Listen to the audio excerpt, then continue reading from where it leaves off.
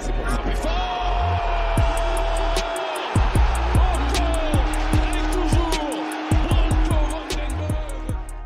Quelques Zinedine avaient fait le déplacement à Reims, ils n'étaient pas nombreux, mais ils étaient bien sûr présents parce qu'il y en a qui sont encore en grand chelem, hein, on ne parle pas de tennis bien sûr. Donc la compo pour nos Toulousains qui se présentaient face aux Rémois, c'était Dupé, Soizoro, Nicolaisen, Dessler pour la défense, Pierin Van Boomen, Deyeger au milieu de terrain, Ratao, Abouklal, Dalinga en attaque, Birman, Amoulic, Genro, Ado et Chaibi sont rentrés pour nos Toulousains.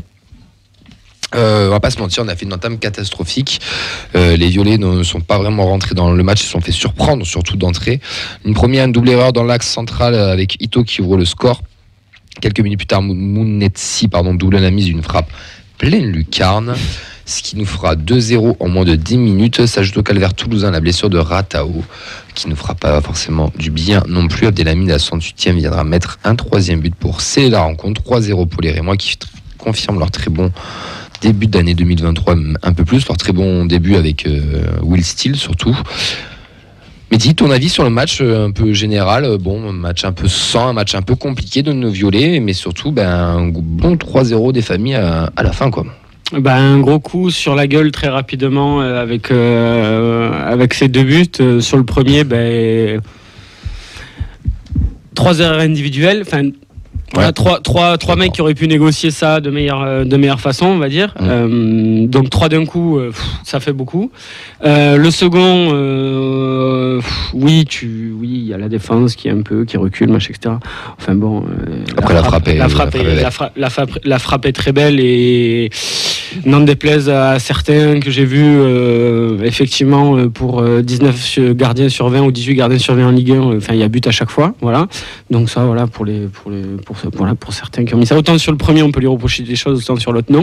Celui qui m'a fait rire, c'est Marshall Mounetsi, je crois, à la mi-temps, qui dit: ah oui, on travaille ça à l'entraînement. Il met une frappe extérieure du pied, alors que bon, c'est pas le meilleur techniquement dans l'équipe de Reims. Et il te dit c'est travailler à l'entraînement, donc très drôle. Apparemment, ils avaient travaillé frappe en lucarne à l'entraînement à Reims de cette manière-là. Et à partir de là, on s'est dit bon, il va y avoir une révolte vraiment, et on l'a jamais. Enfin, on s'est créé des occasions parce qu'on se crée toujours des occasions. Mais jamais senti une révolte. Ouais. Jamais ce qui arrivait pourtant tout le temps, quoi, au moins une réaction. Mais j'ai jamais senti, je sais pas, ils m'ont jamais amené avec eux, même quand c'est à l'extérieur, c'est pas pareil qu'au stade à la télé, mais ils nous amènent avec eux, on a envie de les pousser, machin, etc. Et là, franchement, ça n'est jamais arrivé. Et c'est ce qu'on disait même après, je pense, en off, avant l'émission, je pense qu'il y en a beaucoup qui ont même zappé sur le rugby à la mi-temps et qui ont regardé un peu en travers, voir s'il y avait une réaction, et qui sont très vite passés à autre chose et qui ont regardé le rugby, parce que je sais pas, ça, on le sentait, ça se sentait. C'est le genre de match qui arrive dans une saison, il y a 38 matchs dans une saison. Donc voilà, ça fera partie peut-être des 7-8 matchs dont on oubliera vite qu'ils se soient passés cette saison, quoi. Fred, ton avis sur le match? Ouais, on a été bouffé, quoi, je dirais. Une équipe de Reims hyper entreprenante, hyper agressive dans le bon sens, et qui nous a jamais lâché, quoi, en fait, hein. Qui a jamais lâché son pressing, qui a jamais lâché son étreinte. Alors peut-être qu'on était resté sur le 3-0 là en coupe, qui était flatteur. Ouais, qui était déjà flatteur. Peut-être qu'on a laissé, moi je trouve, peut-être aussi un peu de l'énergie contre Marseille, parce que c'est quand même des matchs qui te pompent de l'énergie, quoi. Donc de l'influx. Donc ça, et plus une équipe de Reims qui a bien joué, dont on oublie quand même qu'il y a un effectif à Reims. Il y a quand même. Il y a des bons joueurs. Ils sont capables de recruter des mecs à 10 millions, nous on ne le fait pas encore. Donc voilà, un 3-0, comme dit Mehdi, pas trop de réaction.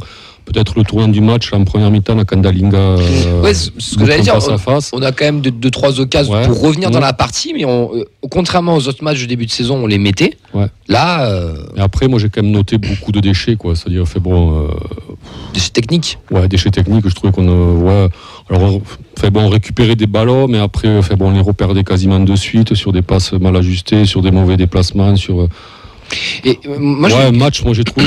c'est que pas grand-chose n'a marché, quoi, en fait. Une simple question, parce que rappelez-vous déjà mardi dernier, on n'était pas très confiants. Quand on a fait les pronos, je sais pas si vous vous souvenez, on n'était pas non plus très confiants. On n'a pas tous dit des défaites, je crois qu'il y en a un qui a donné la défaite. Et après, on était à des matchs nuls, des machins et tout. Donc on savait que ça allait être compliqué.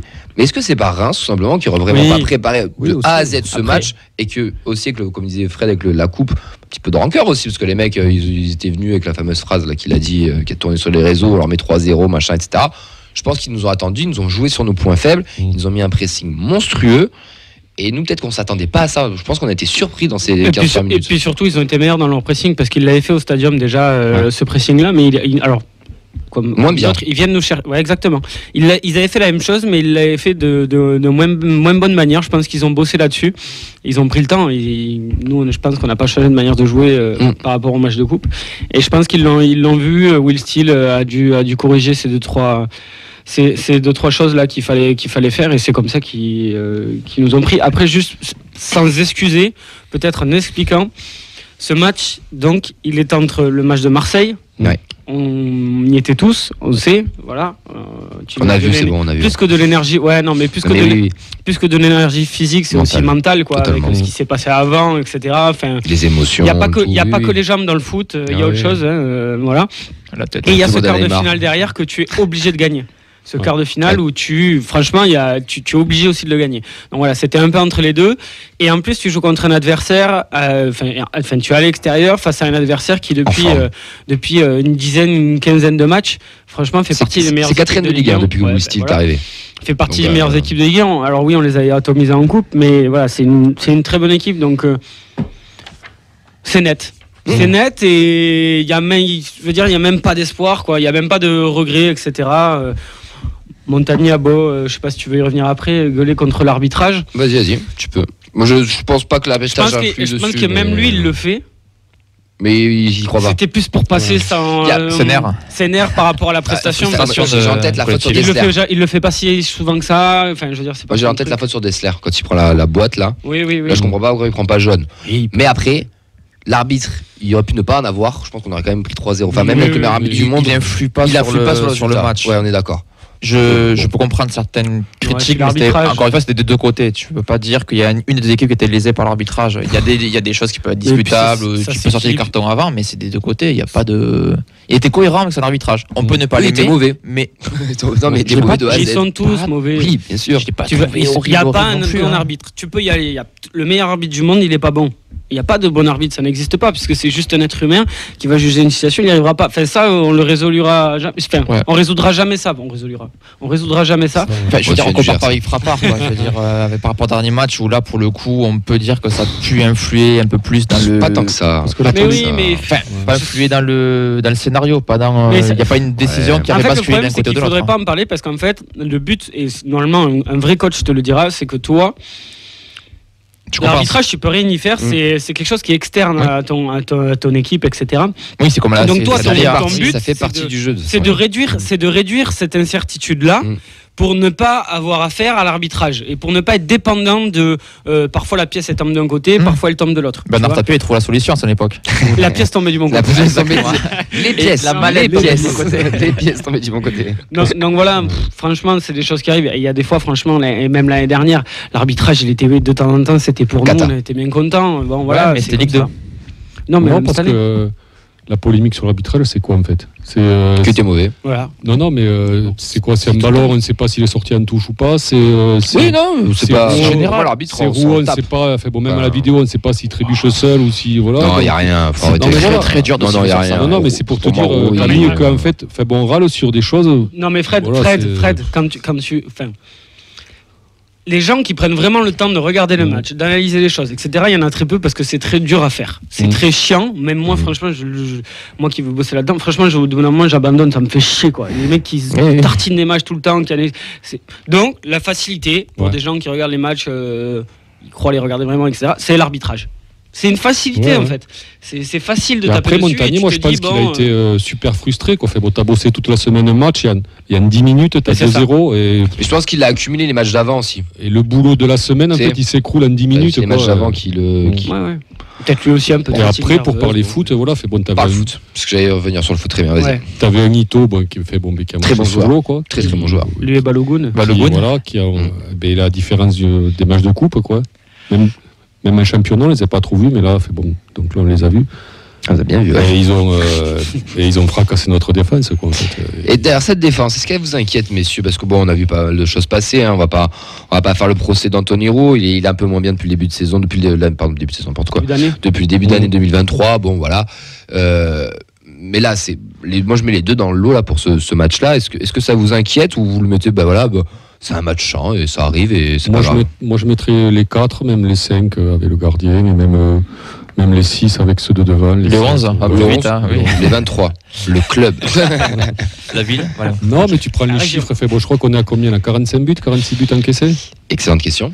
Je crois que c'est ça. C'est ça. On est à beaucoup, justement. Je voudrais rebondir sur ça. Je te redonne la parole. C'est Bernard sur le Facebook Live qui nous dit ça. Même si le score est logique, on se crée beaucoup d'occasions, au moins 3 grosses. Le problème, il faudra l'aborder. On prend beaucoup trop de buts. Il y a un chantier à ouvrir à ce niveau.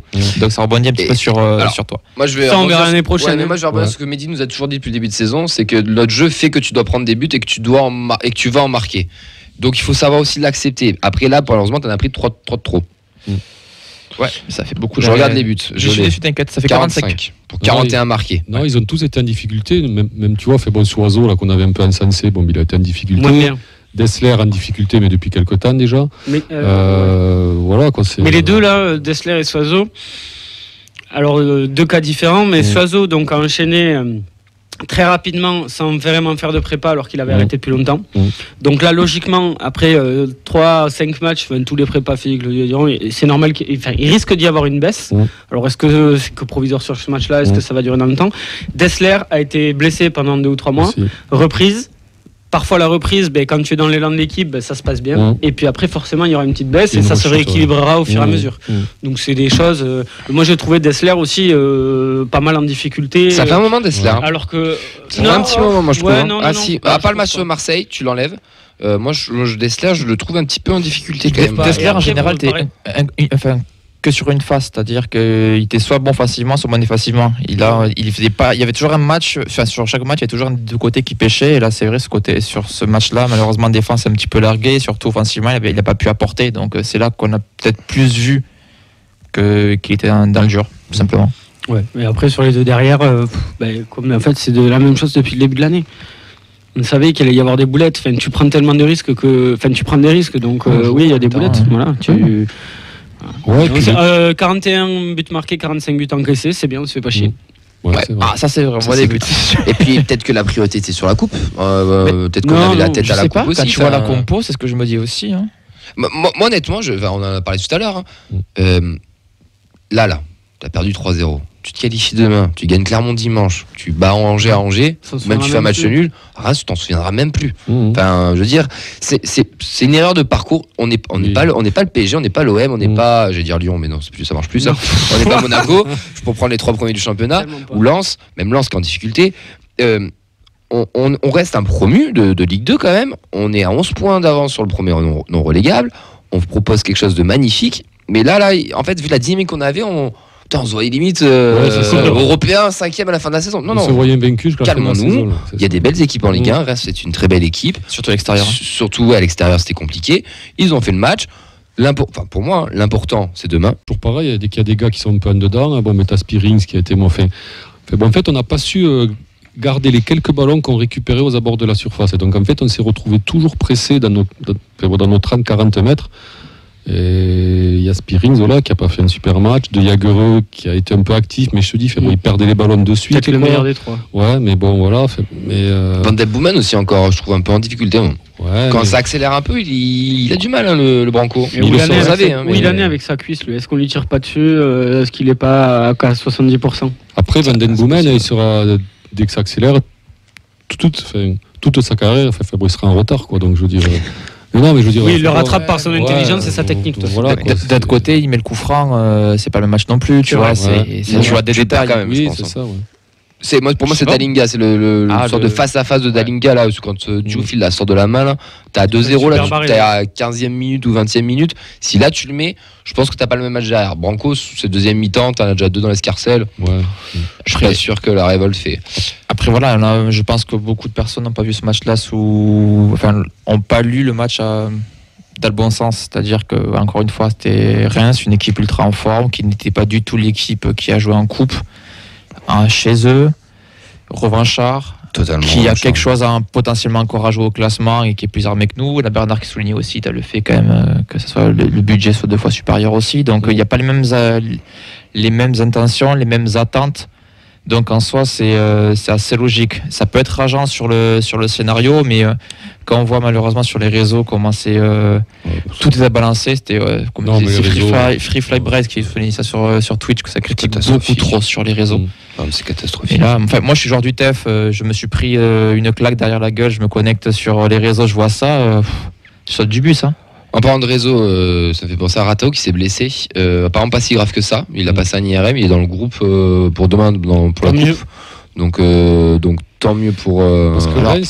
Tant mieux. Parce que Reims, ils sont en Ligue 1, ils sont remontés depuis quand? Ça fait un moment. 4 ans, 5 ans. 4 ans, ouais. L'année où on descend, l'année avant qu'on descende. Avant. 4-5 ans. Ouais, c'est un club, voilà, dans 4-5 ans, on espère être comme. Et puis ça passait par l'Europe, déjà.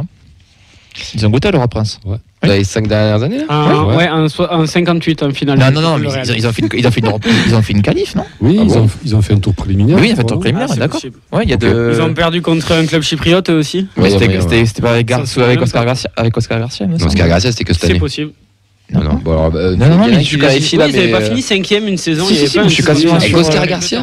C'est pas Oscar Garcia, c'est pas avant. Mais non, c'est Guigan. Guigan. Bon, bref, on se fout. Mais je suis quasiment sûr. Bon, bref, on va vérifier nos conneries. T'as raison, mais ça ne te laisse pas. Mais après, va vérifier. Tiens, t'as raison, s'il te plaît. Après, une chose, juste sur les perfs aussi des joueurs, parce qu'on l'a un petit peu moins évoqué offensivement. Dalinga fait le boulot. Dalinga, depuis la reprise, c'est beaucoup mieux. Il a pris 3 kilos, je pense. 2 ou 3 kilos de muscles. Il résiste au duel et ça change beaucoup de choses, même pour lui, quoi. Enfin, même dans ces matchs-là, il y a 3-4 mois, il n'existait pas. C'est-à-dire, c'était Casper, quoi. Là, même là, il peut faire 2-3 choses, quoi, garder les ballons, etc.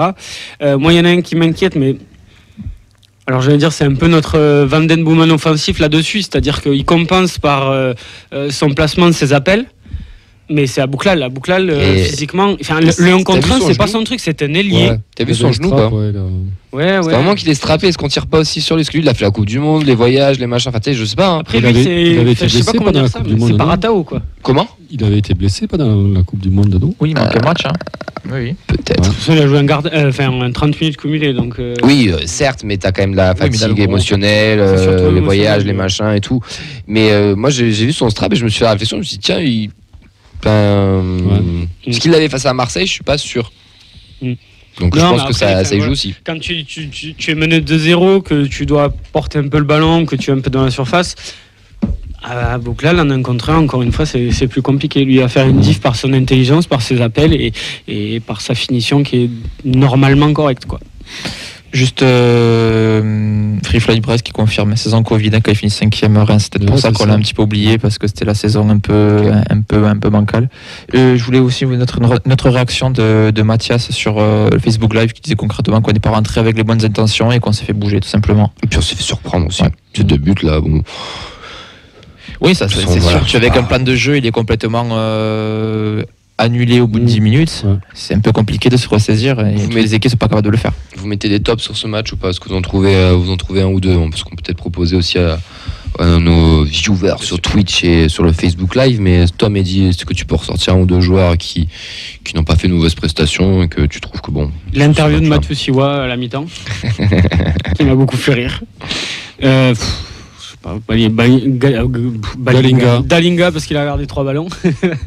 Et de Jagereux parce qu'il a été actif mais qu'il a eu du déchet. Mais bon, après Fred, avant que tu appelles notre Dalinga, parce que je trouvais que sur un match comme ça où c'est que c'était difficile, il n'a pas baissé les bras, il a montré des choses, il commence à bien se déplacer, je trouve. Il s'est toujours bien déplacé, Dalinga. Il commence à être mieux servi, moi je trouve. Il y a ça aussi, mais là je trouve vraiment qu'il se déplace partout, assez rapidement même. je trouve. Et après, il commence à prendre un peu d'épaisseur physique et tout. Ouais, non, bien. Tu continues sur les tops d'abord ou sur même les flops on a Freefly qui nous dit sur Twitch Shaibi très peu visible sur le terrain. C'est vrai que son entrée malheureusement elle n'a pas été. Ça fait un moment lui qui passe un peu au travers là. Depuis qu'il l'a pas titularisé ça lui a cassé un peu le rythme sur certains matchs. Ouais, je sais pas si ça lui a cassé le rythme ou pas, mais alors c'est vrai qu'il a vraiment pas été bon. D'ailleurs le banc. On n'a pas trop parlé du banc, mais contre Marseille, très efficace. Alors que moi, la semaine dernière, j'ai milité pour qu'il rentre plus tôt. Ouais, et là, il est rentré plus tôt, Birman. C'est ça. Pas du tout, tout le monde est rentré tôt au final sur ce match. Ouais. Ça, je trouvais d'ailleurs intéressant. C'est que tu sais que c'est un peu perdu de faire donner temps de jeu aussi. Là, on a vu des trucs sur les réseaux magnifiques avec Amoulic sur les 15 minutes. Oh là là, c'est trop fort. Faut que Dalinga soit remplacé par Amoulic. On veut le voir. Après, on veut le voir. Oui, on veut le voir, mais bon, détendons-nous quand même. Mais il faut qu'il arrive petit à petit, lui. Il y a Mathias, justement, par rapport à Amoulic, il a bien aimé son entrée parce que ça lui rappelle un peu Ilé. Bien sûr, oui, non, mais bien sûr. C'est un buffle. Oui, c'est ça. Mais il lâchera pas le ballon. Mais après, voilà, c'est Dalinga pour moi, il est quand même encore loin devant. Mais c'est un autre profil qui peut être intéressant. Sur des fins de match, ou sur des matchs même Rodez, peut-être intéressant de le voir. On en discutera un peu, mais Ado Amoulic demain, est-ce que vous êtes capable de me dire qui va commencer? Je pense pas que Dalinga commencera, j'en sais rien, mais je pense pas. Mais j'ai d'autres top flops. C'est les top et flops, et après on passe avec notre ami Ruté Noir. Alors Bernard qui nous dit Bibiche, pour lui c'était celui qui était le moins à côté du sujet. Pour les tops. Enfin, du coup, vraiment un top, mais la moyenne. Et pour les flops, Dessler, les centraux et Dupé, qui englobe, voilà. C'était Dupé, c'était compliqué. C'est dur. Après, c'est pas. C'était pas son match non plus. C'est pas ce profil de gardien. Il y a plusieurs types de gardiens. Je veux dire, dans tous les postes, t'as des joueurs qui ont plusieurs profils. Donc Dupé, c'est pareil. Il y a sur le premier, quel que soit le type, et encore plus avec lui, son type de gardien, justement, c'est pas un mec de 2 mètres qui va prendre de la place sur la ligne. Tu dois avancer. Il avance pas sur le premier. Il fait confiance à ses défenseurs. Il restait planté. Avance, essaye de boucher quelque chose. En tous les cas, le but, t'as 9 chances sur 10 de le prendre. Avance, essaye de créer une incertitude. Et bon, il est un peu attentiste, il le fait pas. Après les deux autres, franchement, sur le corner, c'est toute la défense. Le marquage en zone. Voilà, c'est le marquage en zone qui marche pas. Mais c'est aussi l'avantage et l'inconvénient du marquage en zone. Abdelhamid, tu le sais, quoi, que son jeu, c'est la tête. Puis, même c'est un défenseur central un peu à la Ramos, quoi. Il peut te marquer de la tête, du pied. Tu sais que dans la surface, c'est lui que tu dois prendre au marquage.